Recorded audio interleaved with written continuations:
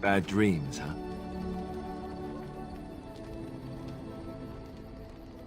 Well, it is real, sort of. You see, part of being a Grey Warden is being able to hear the Darkspawn. That's what your dream was, hearing them. The Archdemon, it talks to the Horde, and we feel it just as they do. That's why we know this is really a Blight.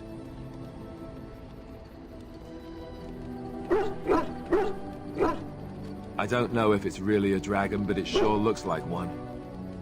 But yes, that's the Archdemon. It takes a bit, but eventually you can block the dreams out. Some of the older Grey Wardens say they can understand the Archdemon a bit, but I sure can't. Anyhow, when I heard you thrashing around, I thought I should tell you. It was scary at first for me, too.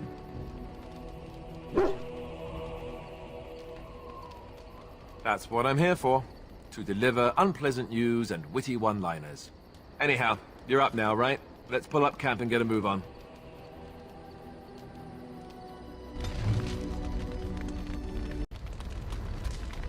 What do you need? Ask away. Such as they are.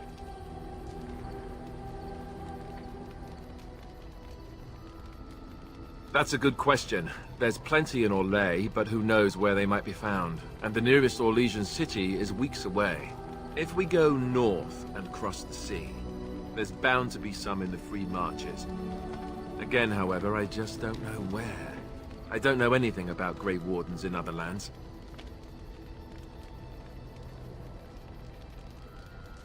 Here in Ferelden, there's our compound in Denerim at the palace, but that's it. Loghain will have control over that and be watching it, no doubt. Beyond that, the only place I know of is Weishaupt Fortress. That's the headquarters of all Grey Wardens in the Anderfeld, 1,000 miles from here. But I've no idea how to even contact them. So unless we try to get back to the compound in Denerim, I suppose the answer is no. There's nowhere for us to go. I imagine that eventually the Grey Wardens outside of Ferelden will wonder what's happened. Why there's no contact from Duncan or someone. They'll send someone eventually. Though who knows what Loghain's people in Denerim will tell them. Maybe they won't send anyone. We could try to contact them. But that would mean leaving Ferelden, and even if we did, they couldn't come back with us in time to stop the Blight.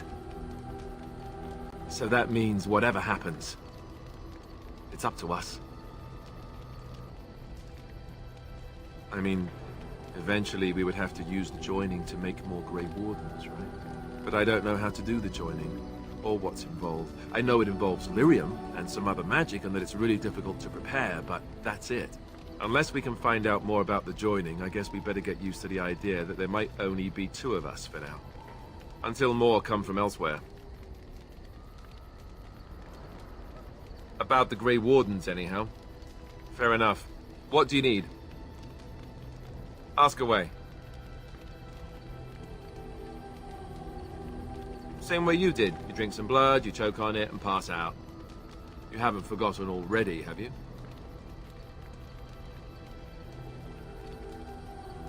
You're cute when you get all irritable, you know that. You get this little knot right between your... Oh, never mind. Let's see, I was in the Chantry before. I trained for many years to become a Templar, in fact. That's where I learned most of my skills.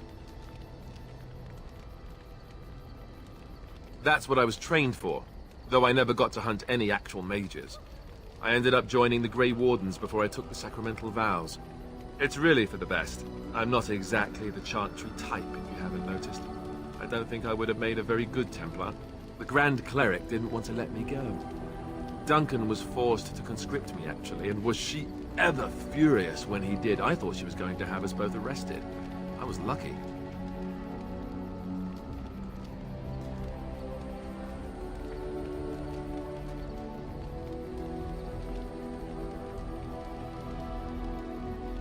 I wondered that myself. It's not as if she valued me highly. I think she just didn't want to give anything to the Grey Wardens, is all. The Chantry didn't lose much. And I think I can do more fighting the Blight anyhow, rather than sitting in a temple somewhere. I'll always be thankful to Duncan for recruiting me. If it hadn't been for him, you know, I wouldn't have.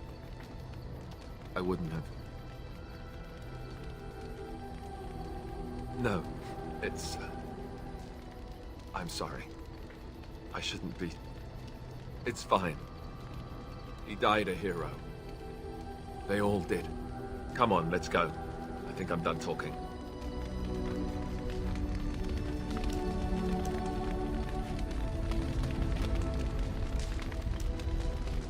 Yes? Well, here I am. What is meant by someone like me?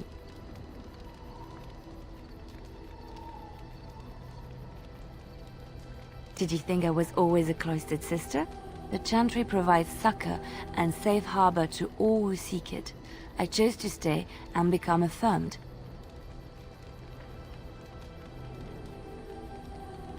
We affirm our belief in the Maker, in Andraste and the Chant, but other than that, there are no vows taken. The Chantry does not pride, and you should. I desired time apart from the world. I was a traveling minstrel in Orlais. Tales and songs were my life. I performed, and they rewarded me with applause and coin. And my skill in battle? Well, you pick up different skills when you travel, yes? Yes, of course. Let's move on.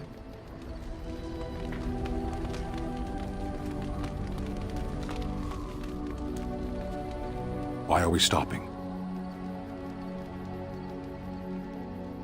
There are darkspawn to be fought. Is this delay needful? What a strange language you speak. You say hurry, where I would say duty.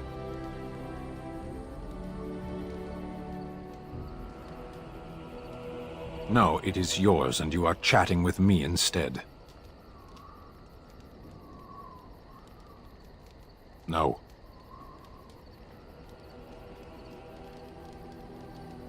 People are not simple. They cannot be summarized for easy reference in the manner of, the elves are a lithe, pointy-eared people who excel at poverty.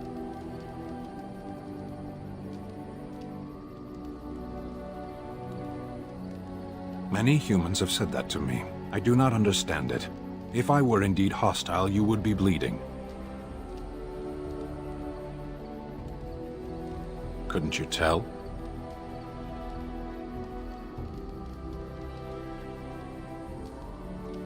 As you wish.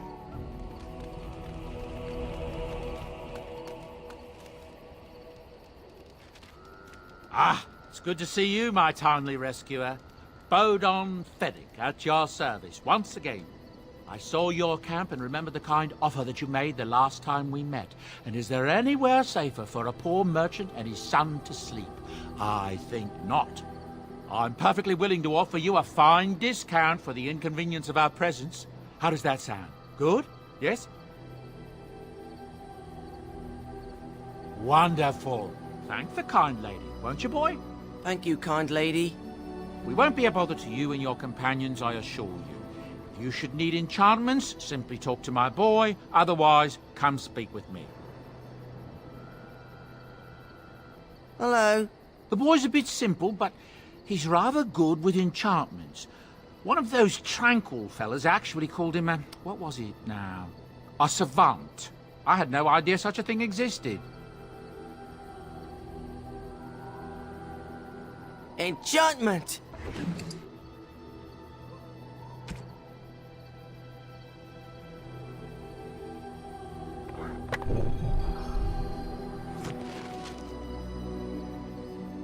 If there's anything I can do for you, please, please tell me. Well, if you're really interested, I suppose it wouldn't hurt to tell you. I am originally from Orzammar, the famed dwarven city that lies beneath the stately Frostback Mountains. I was a merchant there, too. Merchant caste. These things are in the blood, you know. You can't just leave them behind. I ran a fairly successful business. Rare artifacts, you know. Old things, grand things. The nobles loved them. Reminded them of the lost glory days, I suppose. So, as I said, things were going well, but good things must come to an end. One day, a noble woman came to my stall. She looked around for a bit and then started shrieking in dismay. Apparently, she believed that a pair of braces I had for sale once belonged to her brother. He'd been lost in a cave-in, you see, while on an expedition to clear out the Darkspawn from one of the tunnels running close to the city.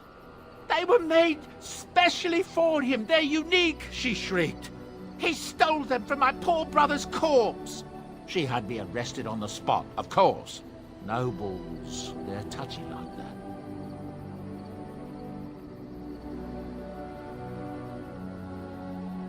Well, I didn't steal them. You see, I'd been paying these castless thugs to venture out into the deep roads for me. The lost tides. They're full of things that people left behind. Sometimes you can find a treasure. Something worth a little gold.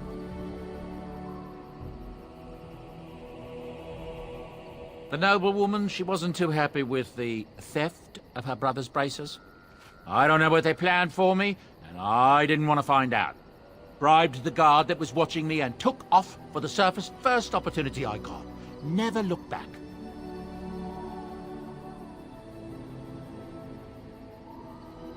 Yes, here I am. Now, is there anything the boy or I can get you?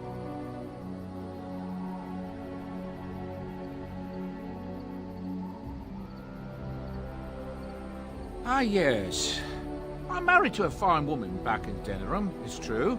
She'd give me a son if she could, but that's not likely to ever be. Sandal here. I found him in the deep roads years ago. Abandoned, I think, and he was never quite right in the head. I took him in, and I brought him with me when I came here to the surface. It may not be my blood, true, but I think of him as one. We left Orzammar. That's right, boy. Maybe one day we'll see it again.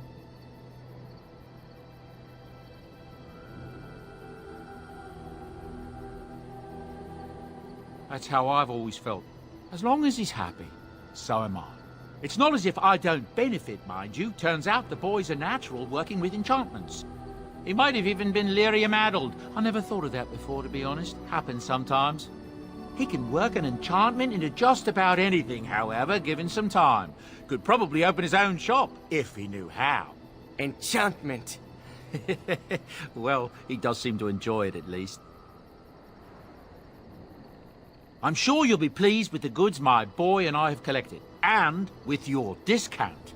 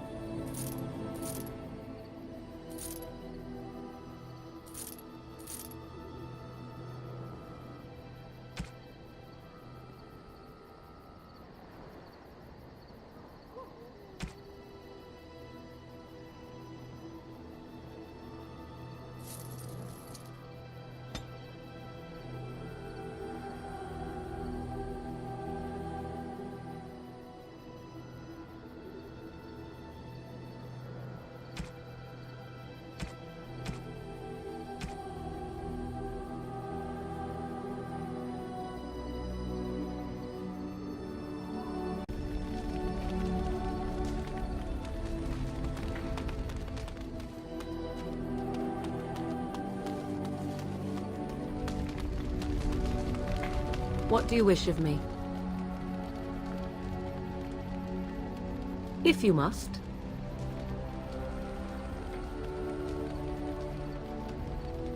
Why do you ask me such questions? I do not probe you for pointless information, do I?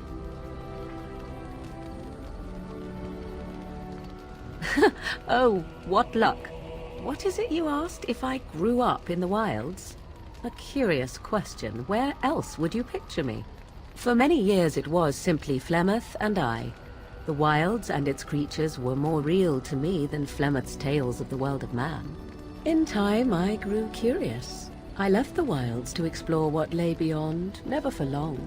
brief forays into a civilized wilderness. Would you not do the same? Your world is an unforgiving and cold place. The wilds I hail from is home to me, and I a natural denizen. For all that I had been taught, however, the truth of the civilized lands proved to be overwhelming. I was unfamiliar with so much. So confident and bold was I, yet there was much that Flemeth could never have prepared me for.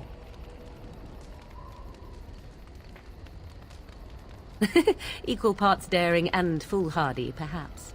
Only once was I accused of being a witch of the wilds, and that by a chastened who happened to be traveling with a merchant caravan. He pointed and gasped, and began shouting in his strange language, and most assumed he was casting some curse upon me. I acted the terrified girl, and naturally, he was arrested. Men are always willing to believe two things about a woman. One, that she is weak, and two, that she finds him attractive. I played the weakling and battered my eyelashes at the captain of the guard.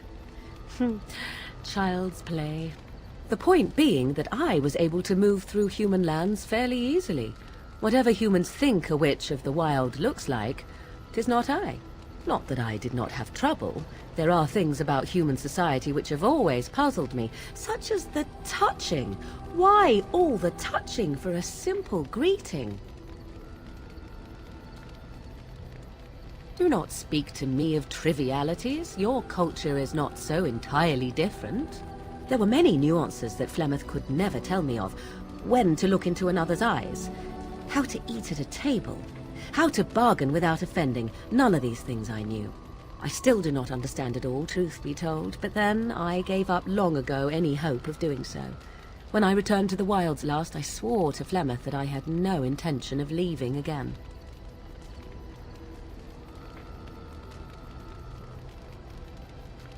Yes?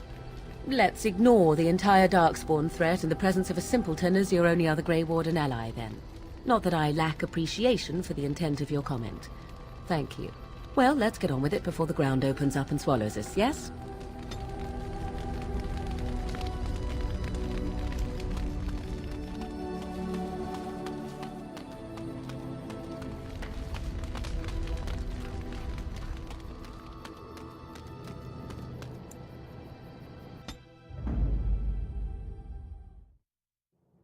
Indeed. Yes. Indeed.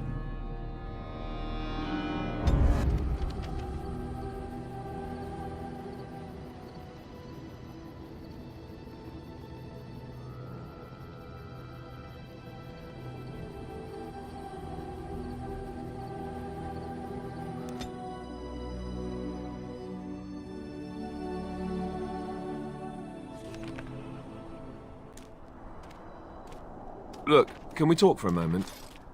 I need to tell you something. I, should probably have told you earlier.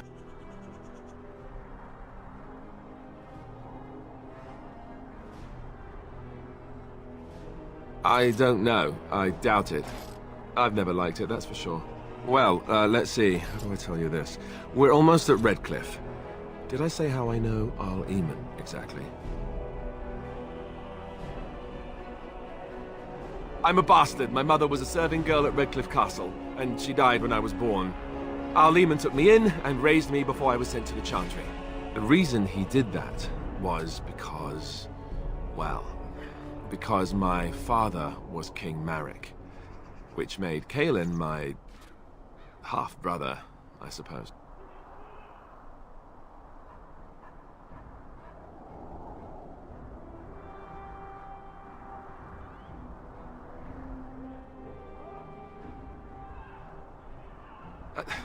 I would have told you, but it never really meant anything to me. I was inconvenient, a possible threat to Kaelin's rule, and so they kept me secret. I'd never talked about it to anyone. Everyone who knew either resented me for it or they coddled me. Even Duncan kept me out of the fighting because of it. I didn't want you to know as long as possible. I'm sorry.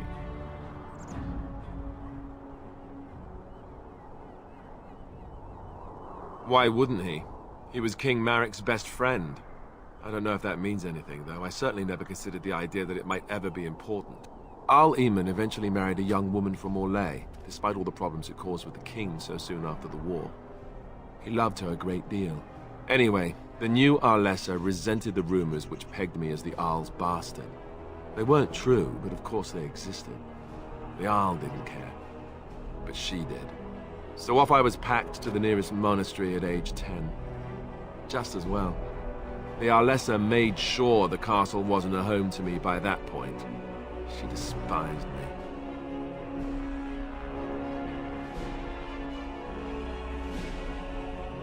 Maybe.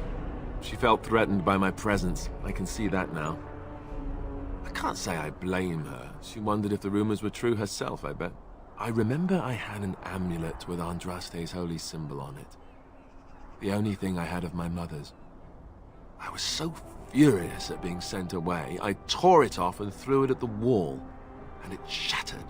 Stupid, stupid thing to do. The Owl came by the monastery a few times to see how I was, but I was stubborn. I hated it there and blamed him for everything. And eventually, he just stopped coming.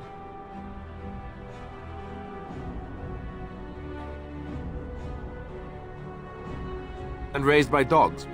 Or I may as well have been, the way I acted. But maybe all young bastards act like that, I don't know. All I know is that the Arl is a good man and well-loved by the people. He also was King Caelan's uncle, so he has a personal motivation to see Loghain pay for what he did. So there you have it. Now can we move on? And I'll just pretend you still think I'm some nobody who was too lucky to die with the rest of the Grey Wardens.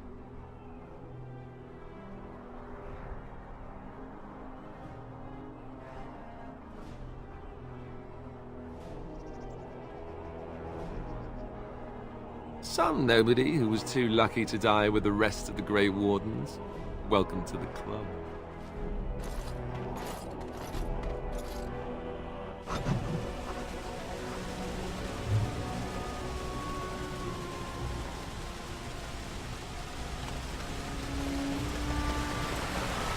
I thought I saw travelers coming down the road, though I scarcely believed it. Have you come to help us?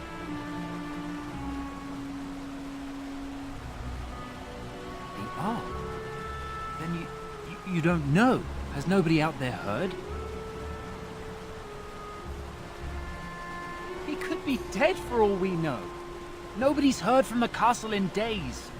We're under attack. Monsters come out of the castle every night and attack us until dawn. Everyone's been fighting and dying. Apparently everyone seems to agree that a blight is the perfect time to start killing each other. Marvelous, really. We've no army to defend us. No Arl and no king to send us help. So many are dead. And those left are terrified they're next. Hold on, what is this evil that's attacking you? I don't rightly know. I'm sorry, nobody does. I should take you to Ban Tegan. He's all that's holding us together. He'll want to see you. Ban Tegan, Al Eamon's brother. He's here. Yes. It's not far, if you'll come with me.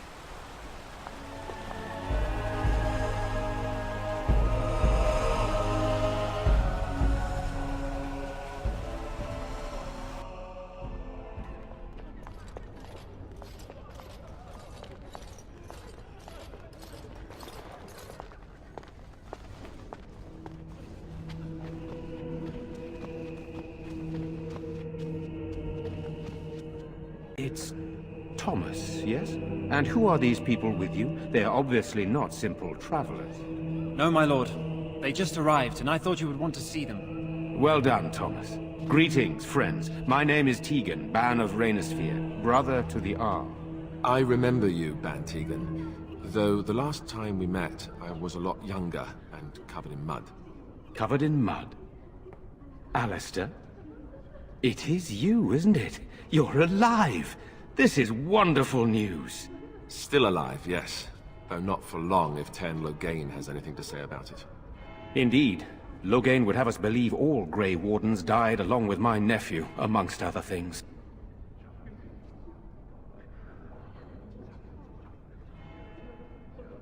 So you are a Grey Warden as well. A pleasure to meet you. I wish it were under better circumstances. You're here to see my brother? Unfortunately, that might be a problem. Eamon is gravely ill. No one has heard from the castle in days. No guards patrol the walls, and no one has responded to my shouts. The attack started a few nights ago. Evil things surged from the castle. We drove them back, but many perished during the assault.